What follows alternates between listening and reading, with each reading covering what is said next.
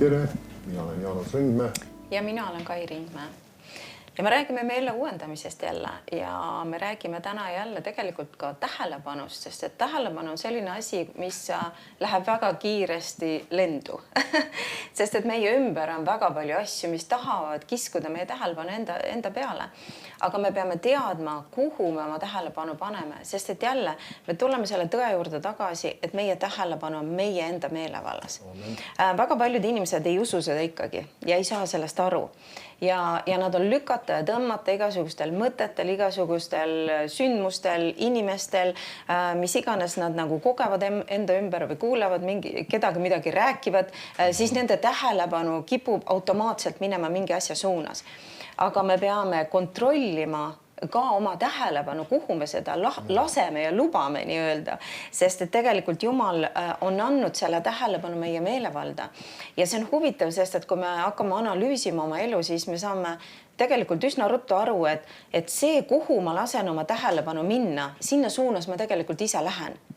Ja Jumal väga selgelt ütleb ka, et ma panen sinu ette elu ja surma, õnnistuse ja needuse, nüüd sina valid. See tähendab ka seda, et me peame valima seda, kuhu me laseme minna oma tähelepanul. Sest et sinna me ise läheme.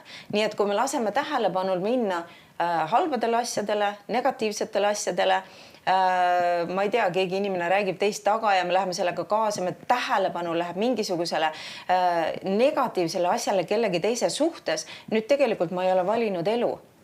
Ja nii lihtne see on, aga me peame olema teadlikud sellest ja me peame teadlikult ka oma tähelepanu suunama ja hoidma õigetel asjadel.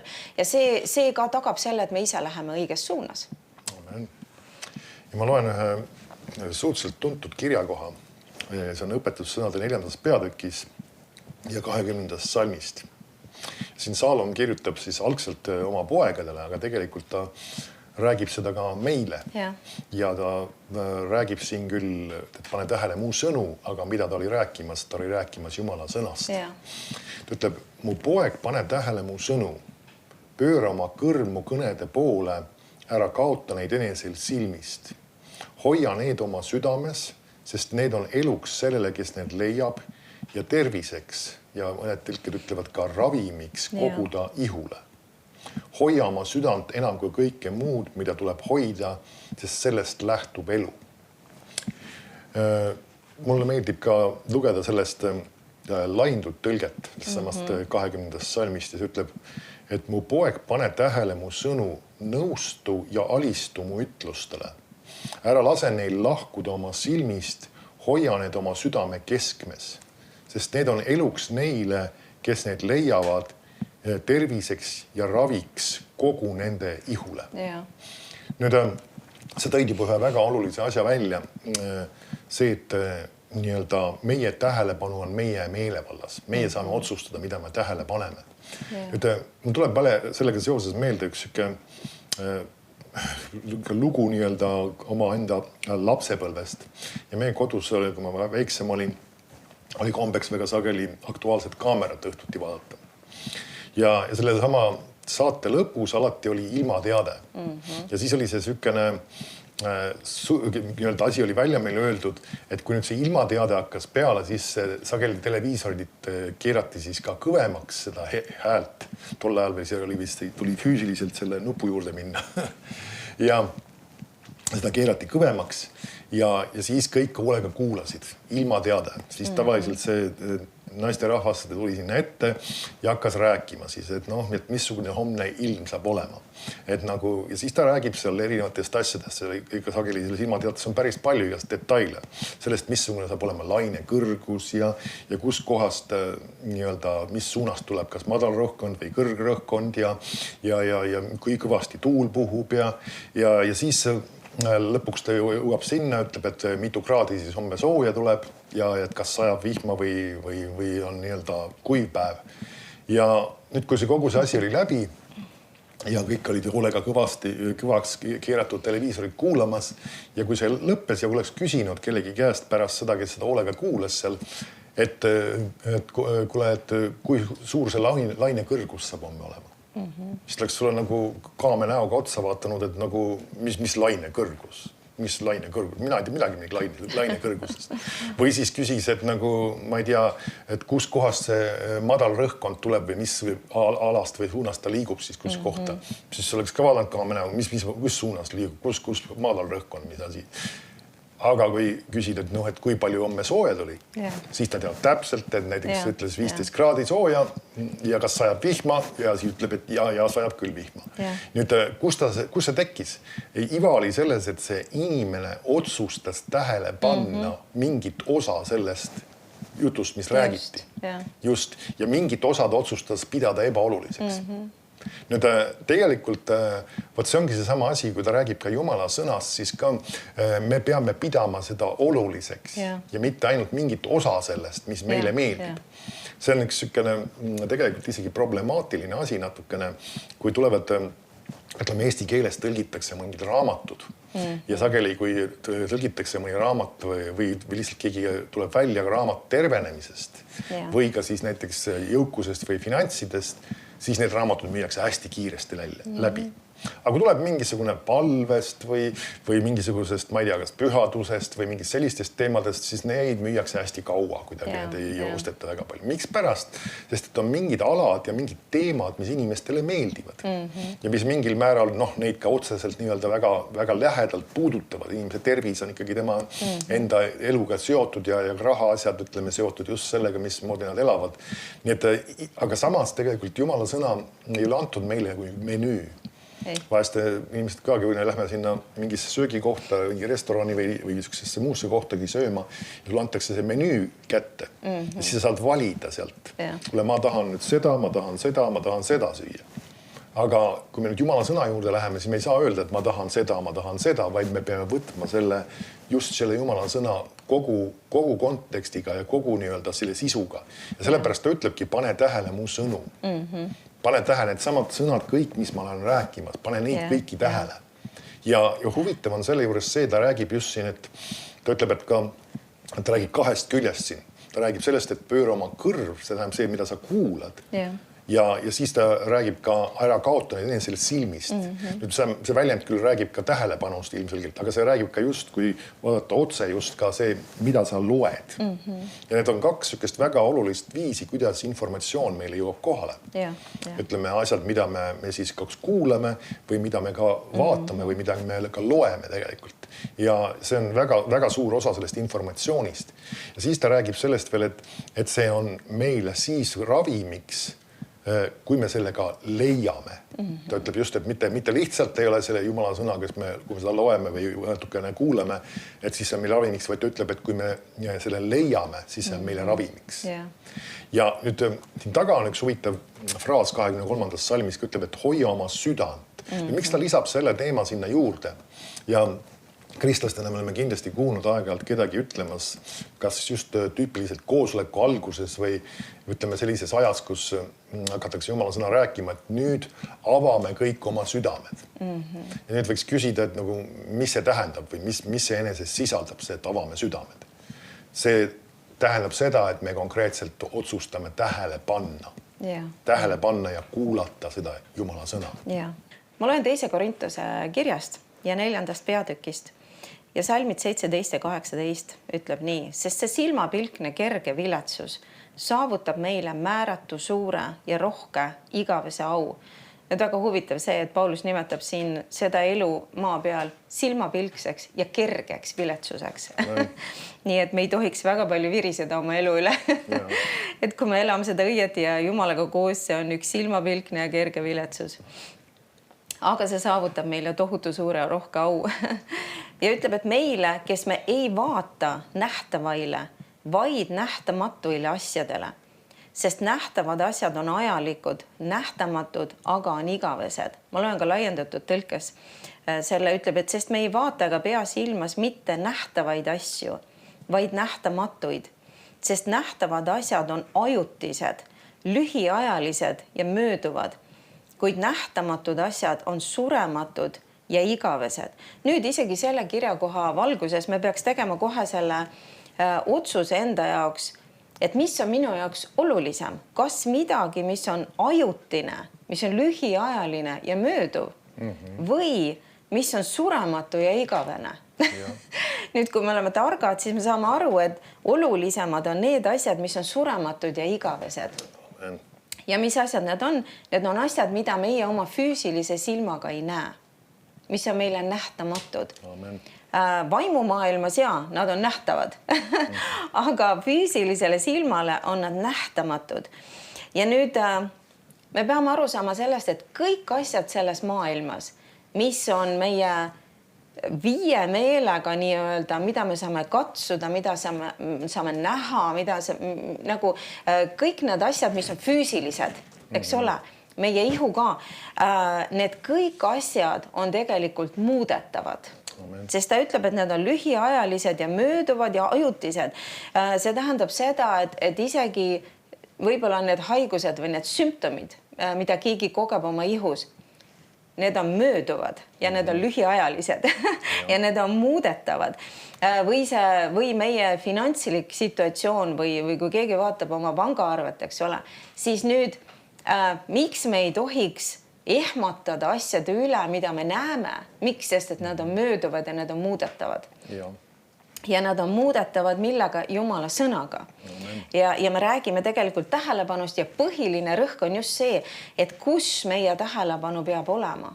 Ja meie tähelepanu peab olema Jumala sõnal, sest et Jumala sõna on see ainukene asi, mis saab muuta kõike seda, mis on nähtav, mis on kogetav, mis on meie silma ees, mis on need lühiajalised ja mööduvad asjad, mingid olukorrad, situatsioonid, sümptomid, rahaline seis, võib-olla olukorrad lastega, kõik need asjad on muudetavad, aga ainult ühe asjaga tegelikult.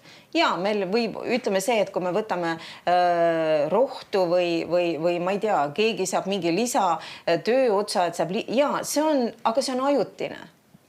Need asjad on ajutised. Tegelikult ega meditsiin ei ole jõudnud nii-öelda jumalikule tasemele. Meditsiin tegelikult ta nagu lapib ja ta nagu võib-olla natukene silub ja natukene võib-olla leevendab teatud asju. Aga tegelikult inimene ei suuda tegelikult täielikku tervist ja terviklikkust tuua ühte ihusse. Seda suudab teha ainult Jumal. Ja ka inimene võib joosta ja võib-olla võtta teise, kolmanda, neljanda ja viienda töökoha ja ta põleb absoluutselt läbi selle kaudu. Nii et tegelikult see ei too jälle lõplikku lahendust tema ellu. Aga Jumala sõnaga me võime jõuda kohta, kus meil ei ole mitte millestki puudust. Sest et Jumala sõna toob selle valguse, Jumala sõna toob selle varustuse. Nii et jälle, kuhu me paneme oma tähelepanu ja mida me vaatame? Kas me vaatame neid nähtavaid asju või me vaatame neid nähtamatuid asju? Nii et me oleme targad, kui me vaatame neid asju, mida me ei näe, sest et need on surematud ja need on igavesed. Jälle rääkides sellest, et panna Jumala sõna peale oma tähelepanu, sest et kui me vaatame jälle, Jeesus on kõikides asjades meie eeskuju. Ja kui me loeme Piiblis neid lugusid, kus Jeesus tervendas kedagi või kus Jeesus varustas mingit olukorda, siis jälle tegelikult me näeme seda, et kuidas need lahendused tulid, need lõplikud ja täielikud lahendused tulid siis, kui inimene võttis tõsiselt ja pani oma tähelepanu selle peale, mida Jeesus talle ütles. Jeesus ütles alatihti, isegi kui vaadata kõik need isegi tervenemise lood või ka varustuse lood, Jeesus alati käskis inimestel midagi teha. Ta andis neile mingi sõna, ta andis neile mingi juhise ja nüüd, kui inimesed pöörasid tähelepanu sellele ja nad tegid seda, mida tema neile ütles, siis tulid imed, siis tulid tervenemised, siis tuli varustus. Nii et meie elus on täpselt samamoodi. Kui me pöörame tähelepanu sellele, mida me ei näe, sest et Jumala sõna me ei näe nii-öelda sinna sügavuti sisse oma füüsiliste silmadega, me näeme lihtsalt seda trükitud kirja, eks ole, kui me loeme Piiblit. Aga kui me pöörame tähelepanu sellele sõnale ja me saame aru, et tegelikult need lahendused ja see elu on selle sõna sees ja nüüd, kui me rakendame seda sõna, siis tulevad need lahendused. Nii et see tähelepanu peaks olema nähtamatul nii-öelda, tähelepanu peaks olema selle peal, mida Jumal on meile rääkimas. Nüüd ma loen ka Markuse evangeeliumist ja 4. peatükist ja salm 24. Ta räägib Jeesusest ja ütleb, et ja ta ütles neile, pange tähele, mida te kuulete, mis mõõduga te mõõdate, sellega mõõdetakse teile ja teile lisatakse veel juurde. Ja nüüd jälle, nagu meie lemmiktõlge on, laiendatud tõlge, ütleb, et ja ta ütles neile, olge tähelepanelikud selle suhtes, nüüd ta räägib tähelepanust, mida te peate tähele panema. Ja ta ütleb, olge tähelepanelikud selle suhtes, mida te kuulete. Selle mõõduga mõtlemist ja uurimist, mida te annate tõele. Mis on tõde? Jumala sõna on tõde. See tähendab seda, et see mõõd, kui palju me paneme oma tähelepanu Jumala sõnale, kui palju aega me anname selleks, et Jumala sõna kuulda või lugeda või uurida või sellel mõelda. Nüüd ta ütleb, see on see mõõt väge ja teadmisi, mis tuleb teile tagasi. Ja enamgi veel antakse sellele, kes kuuleb. Nüüd see on tegelikult väga vägev kirjakoht, sest et jälle ta räägib väga selgelt sellest, et mida rohkem me paneme tähelepanu Jumala sõnasse, et seda uurida, lugeda, kuulata, seda rohkem väge, Jumala väge ja Jumala teadmisi ja tarkust tuleb meile tagasi, mille sees on kõik lahendused. Sest et nüüd tuleb see vägi, et teha midagi, mida Jumal ütleb meile teha, ja nüüd tuleb see arusaamine ja teadmine, mida teha. Ja nüüd, kui me kuuletume sellele, mida Jumal meile annab teada, nüüd tuleb lahendus igas olukorras. Nii et see on üks kõige targem asi, mida me saame teha, sest et see töötab tegelikult nii hea kui halva suhtes. Sest et kui me pöörame oma tähelepanu jällegi mitte Jumala sõnale, vaid me pöörame oma tähelepanu kellegi teise sõnadele või kellegi inimese arvamisele või minu enda arvamisele. Nüüd seda Jumala väge ja Jumala tarkust ja teadmist ei tule mulle tagasi. Ja tegelikult mul ei ole ikkagi seda vajalikku infot ja armu ja tuge ja jõudu, et nüüd saada see lahendus, mis tegelikult ka on lahendus. Et sellepärast me peame kogu aeg mõtlema, millele me oma tähelepanu pöörame. Kas see on midagi, mida Jumal on rääkimas või see on midagi teine on rääkimas. Et see tähelepanu peab olema Jumala sõnal ja jälle isegi loomulikes asjades ka, me teame, Jumala kõik printsiibid toetuvad ühele ja samale tegelikult seadusele, see on külvi ja lõikamise seadus. Mida rohkem me külvame nii-öelda oma aega ja oma jõudu selleks, et kuulata ja uurida ja lugeda Jumala sõna, seda rohkem me saame tagasi. Jälle, me lõikame midagi, me lõikame Jumala väge, me lõikame Jumala tarkust, me lõikame kõike seda, mis toob meile tegelikku lahendust. Amen. Nii et pöörame tähelepanu Jumala sõnale ja teeme seda, mida tema meile räägib. Amen. Ja meie elu on väga kvaliteetne. Ma loen ühe kirjakoha, kus on üks näide, kuidas jällegi millegi mitte tähelepanemine toodab midagi positiivset. Ja see on just negatiivsete asjade tähelepanemisest. Ja Markuse 5:22 ütleb, siis tuli üks kogudusega ülemaid Jairus nimi ja langeb teda nähes tema jalga ette maha, siis Jeesuse. Ja palub teda väga ning ütleb, mu tütreke on hinge vaakumas, ma palun, et sa tuleksid ja paneksid oma käed tema peale, et ta saaks terveks ning jääks ellu. Ja ta läks temaga ja palju rahvast käis tema järel ja rõhus ta peale. Nüüd mitmed tõlked ütlevad ka mitte tingivas kõneviisis, vaid et kui paned oma käed tema peale, siis ta saab terveks ja jääb elama. Et algtekst ei ole tingivas kõneviisis tegelikult öeldud, ta ütleb väga konkreetselt seda. Nüüd 35 salm, vaatame siit nõksu lihtsalt edasi. Jeesus on seal vahepeal teinud terveks või tegelikult veritipõline naine on võtnud Jeesuse kuuest kinni ja saanud terveks tegelikult. Ja siis ta ütleb niimoodi, ja kui ta alles rääkis, tulid mõned kogudusega ülema perest ja ütlesid, su tütar on surnud, mis sa õpetajat veel tülitad. Aga Jeesus jättis tähele panemata, mida räägiti ja ütles kogudusega ülemale, ära karda, usu vaid. Nüüd, see on üks väga oluline nii-öelda osa sellest samast kogu loost. Jairus on tulnud oma tütre pärast Jeesuse juurde, kes on, tütar on olnud väga raskes olukorras, me saame aru, ta ütleb just hinge vaakumas ja ta on ütelnud välja, et tuleb panema oma käed tema peale, saab terveks ja jääb elama. Ta on uskumas, ootamas imet.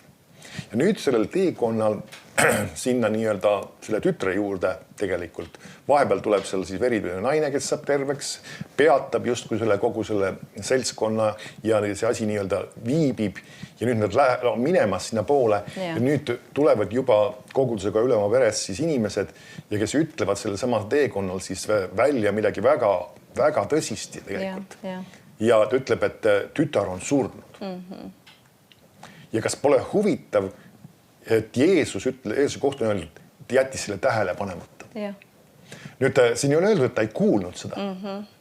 Nüüd siin on see üks väga suur võti tegelikult selle asja juures. Me võime ka kuulda vägagi negatiivseid asju. Ja vahest võivad olla ikka väga negatiivsed sõnumid. Ja see nagu öeldakse, võiks öelda, et enam negatiivsem ei saa olla. Väga negatiivsed sõnumid ja võivad olla mingid muud asjad. Ja inimestel on kahjuks üks halb harjumus neid hakata totaalselt siis just võimendama. Sellest rääkima, sellele reageerima, sellele mõtlema, sellele tähelepanu pöörama. Kui selle asemel me peaksime tegema, mida me peaksime mitte seda tähele panema. Mis see tähendab? See on see, et me seda nagu ei oleks olnudki lihtsalt. Ja nüüd selle koha peal tegelikult Jeesus ütleb midagi olulist talle, ära karda, usu vaid. Nii-öelda sest et see on seesama, et kui me paneme neid valesid asju tähele, neid negatiivseid sõnumeid, neid negatiivseid asju, mis on juhtunud, siis see võib toota meis hirmu. Ja see ongi seesama nii-öelda kartust ja ebakindlust, et see, mis Jumal on plaaninud meie jaoks, et see ei sünni või seda ei saa või see ei toimu või see on nii raske või see on nii keerukas või nii võimatu olukord, mis iganes. Ja see on väga oluline ja see on selle loo võti tegelikult, miks see ime siin sünnib ja pärast seda me teame, Jeesus läks sinna Jairuse nii-öelda koju ja äratas selle tüdruku surnust ülesse. Aga me näeme, et see toimus just tänu sellele, et nagu öeldakse, selleks loodi usu keskkond. Ja see keskkond loodi millega, alustades sellega, et pannes tähele õiged asju. Et see on väga oluline tegelikult, mida me paneme tähele ja kuhu me pöörame oma silmad. Eriti kui tulevad negatiivsed sõnumid, eriti kui me kuuleme mingeid negatiivseid asju, meie enda elus võib-olla juhtuvad mingid negatiivsed asjad, siis me otsustame tähele panna seda, mis Jumal on ütleme. Me otsustame uskuda seda, et Jumala sõna on ikkagi tõde. Vahest mõne inimesel võib tulla mingisugune sõnum, ta saab arsti juures mingisuguse väga negatiivse diagnoosi haiguse kohta. Ja siis mõned inimesed hakkavad hirmsalt seda kõike vaatama ja uurima ja mis kui hirmus ja kui õudne ja kuidas teistega on juhtunud. See ei ole see, mis sul vaja on. Meil on vaja mida? Meil on vaja seda, mida Jumal on ütlemas selle kohta.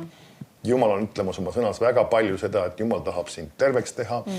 Tema on sinu ravi ja meil on väga palju. See on see, mida me peaksime siis vaatama hoopis, kui see negatiivne sõnum tuleb. Ja see on, miks pärast see on oluline, sest see on see, mis toob esile ka selle ime. See on see pöördepunkt ja ime saab sündida. Ja Jumal tahab seda teha. Ja see on tema plaan, et me võiksime ka tervises käia. Ja mõne inimese jaoks see võib ja tihti see on. Ma täitsa usun, et see on täiesti ainult meie tähelepanu küsimus, kas me tegelikult saame selle võidu kätte või ei saa. Sest kui me paneme oma tähelepanu kõikidele nendele sümptomitele, kõigele sellele, mida arst on mulle öelnud, siis kui mu tähelepanu on selle külje peal, siis ma ei astu selle jumaliku nii-öelda selle abi sisse. Aga kui ma panen tähelepanu ja hoian oma tähelepanu mitte oma sümptomitele, mis teised arstid on öelnud, vaid ma hoian oma tähelepanu sellel, mida Jumal on mulle öelnud omas sõnas. Nüüd ma astun selle võidu sisse tegelikult. Ja see tähelepanu panemine ühte või teise kohta, see võib olla elu ja surma küsimus tegelikult. Ma loen 2. Moosese raamatust ja 15. peatükist ja salm 26 ütleb nii. Ja ta ütles Jumal siis, kui sa tõesti kuulad Jehova oma Jumala häält ja teed, mis õige on tema silmis. Nüüd ma korra peatun ka, sest et ei piisa ainult kuulamisest. Väga paljud kristlased panevad siin mööda, ei piisa ainult sõna kuulamisest, vaid me peame kuulma ja me peame sellele kuuletuma. Me peame tegema selle järgi ja nüüd tulevad lahendused. Kui me ainult kuulame ja me ei tee midagi selle sõnaga, siis tegelikult me istume samas kohas ja mitte midagi ei muutu. Ja mis on siis õige tema silmis? Kui sa paned tähele tema käske, jälle see on see tähelepanu, kuhu ma panen oma tähelepanu? Tema käsule või tema sõnale. ja täidad kõiki tema korraldusi, see on jälle sõna tegemine, see on kogu aeg käsikäes, sõna kuulmine, selle tähele panemine ja sellele kuulatumine. Siis ma ei pane su peale ainustki neist tõbedest, mis ma panin egiptlaste peale, sest mina olen Jehova su ravija. Ja nüüd jälle laiendatud tõlge, sama kirjakoht. Ütleb ja Jumal ütles, kui sa hoolsalt kuulad ja pöörad tähelepanu issanda oma Jumala häälele, jälle, kui sa pöörad tähelepanu minu häälele, mitte mingile muule häälele, mitte kellegile teisele, minu häälele, ja teed seda, jälle sa kuulad ja sa teed, kogu aeg sa kuulad ja sa teed, mis on õige tema silmis ja kuulad tema käske ja pead, hoides eelkõige oma mõtetes ja aktiivselt täites kõiki tema ettekirjutusi ja seadusi, siis ma ei pane sinu peale ühtki haigust, mida ma panin egiptlaste peale, sest mina olen issand, kes sind tervendab. Nüüd ta ütleb, et kui me hoiame oma mõtetes ja aktiivselt täidame kõiki tema ettekirjutusi. Nüüd vahest on see, et kui inimesel on vaja läbimurret või saada võitu oma tervisega, toome selle tervise külje siin, siis tihtipeale inimesed graviteeruvad selle poole, et nad ainult nüüd kogu aeg kuulavad või loevad tervenemise kirjakohti või tervenemise lugusi piiblis. See on hea ja meil on vaja seda, aga ta ütleb seda, et kui me hoiame oma mõtetes ja aktiivselt täidame kõiki tema ettekirjutusi ja seadusi, siis ta ütleb, siis ma ei pane sinu peale ühtki haigust. Ta räägib tervenemisest siin, mis see tähendab seda, et me peame olema avatud tegelikult Jumalale, et Jumal võib meile meie tähelepanu tuua teatud asjadele meie elus, mis on tegelikult takistamas selle tervenemise esile tulemist. Ma toon näite, sest et näiteks Peetruse kiri räägib sellest ka, et abikaasad tegelikult nad peaksid austavalt üksteisega elama, austavalt suhtuma üksteisesse, sest ta ütleb, et muidu teie palved on, ta räägib otseselt meestele, aga kindlasti see on ka naiste jaoks, siis meie palved on takistatud. Ma võin paluda tervenemise eest, aga kui ma ei austa oma abikaasat, siis mu palve on, see ei tööta. Nii et seal on väga palju asju meie elus, või ta näiteks ütleb rahaasjades, kui sa ei ole kümnise maksja, siis sinu rahalised õnnistused on takistatud. See tähendab seda, et inimene võib palvetada, et Jumal täida mu vajadused ja aita mind rahaasjades, aga kui ta ei ole kuulekas Jumala sõnale, mida Jumal talle on öelnud teha, siis see palve ei tööta. Nii et me peame aru saama sellest, et meie tähelepanu peab olema Jumala sõnal ja kogu Jumala sõnal. Et me ei saa lihtsalt, nagu me algasime seda saadet ka, me ei saa valida nagu restoranis. Okei, see toit mulle meeldib, seda ma tahaks ja see toit mulle ei meeldi, seda ma ei taha. Me ei saa valida Jumala sõnaga niimoodi, et see osa mulle meeldib, aga see osa mulle ei meeldi. Sest et võib-olla see osa, mis sa ütled, et sulle ei meeldi, on olnud takistus selleks, et sa võiksid teistes alades tulla, saada võidu ja saada oma palve vastused. Nii et me peame vastu võtma kogu Jumala sõna, asjad, millega Jumal on tegelemas meiega, millele ta paneb nii-öelda näpu peale, et siin sa pead muutuma, siin see asi on vaja korda sättida oma elus ja nüüd tuleb muudatus ja võib-olla see on hoopis teine eluala, aga ometigi ta on olnud takistatud mingite muude asjade pärast, milles me oleme olnud sõna kuulmatud Jumalale ja tema sõnale. Nii et me peame tähele panema ja aktiivselt täitma kogu Jumala sõna, mis ta on meile näidanud ja ilmutanud ja millest me saame aru. Nii et see on meie vastutus ja sellest sõltub ka meie elu kvaliteet. Kui suures võidus me käime või kui palju me kogeme neid lüüa saamisi. See on täiesti meie käes, meie valida ja meie vastutus.